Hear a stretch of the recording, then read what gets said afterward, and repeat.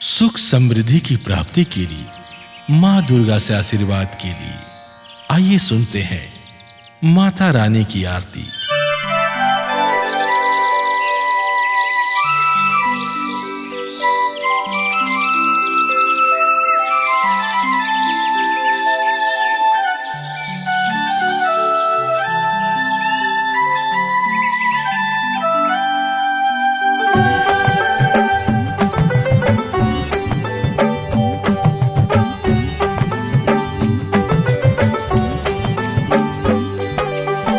भोर भई दिन चढ़ गया मेरी अम्बे, भोर भई दिन चढ़ गया मेरी अम्बे।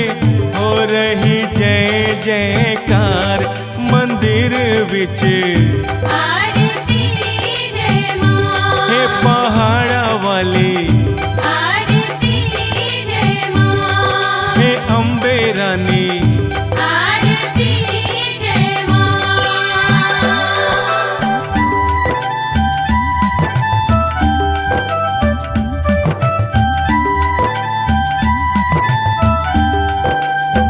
काहे दी मैया तेरी आरती बनावा, काहे दी मैया तेरी आरती बनावा। काहे दी पावा विच बाती मंदिर विच, आरती जय मां। तू है चोलिया वाली आरती जय मां। हे पहाड़ा वाली आरती जय मां।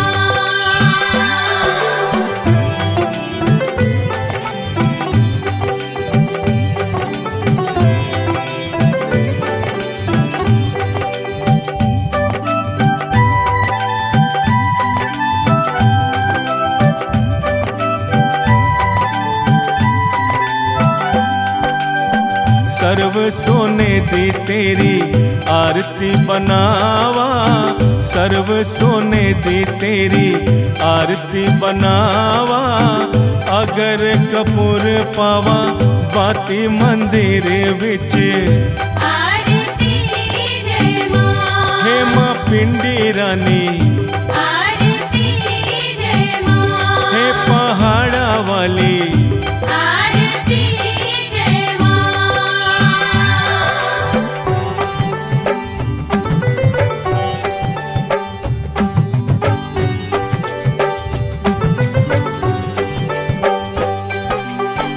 कौन सुहागन दीवा बाले आ मेरी मैया, कौन सुहागन दीवा बाले आ मेरी मैया।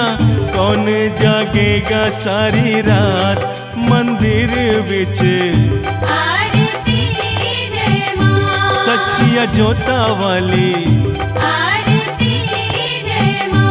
हे पहाड़ा वाली आरती जय मां।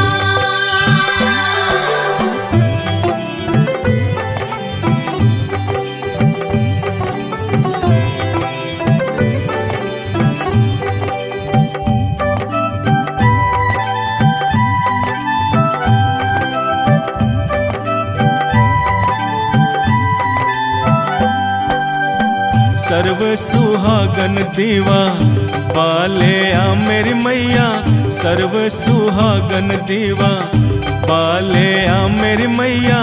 जोत जागेगी सारी रात मंदिर विच, आरती जय मां।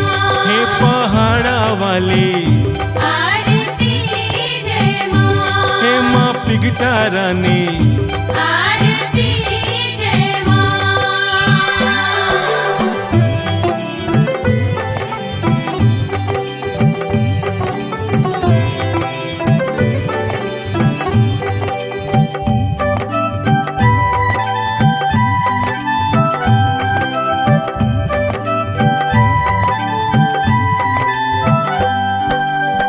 जुग जुग जीवे तेरा जमुवे दराजा, जुग जुग जीवे तेरा जमुवे दराजा। जित तेरा भवन बनाया मंदिर विच, आरती जय मां। हे पहाड़ा वाली आरती रानी। आरती जय मां।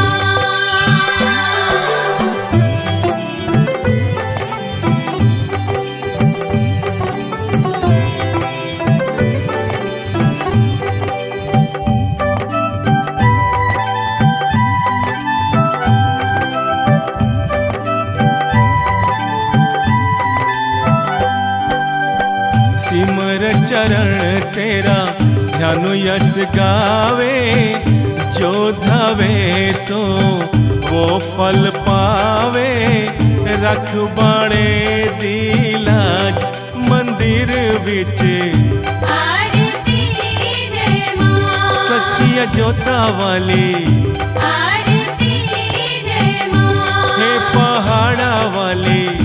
आरती जय मां। भोर भई दिन चढ़ गया मेरी अम्बे, भोर भई दिन चढ़ गया मेरी अम्बे।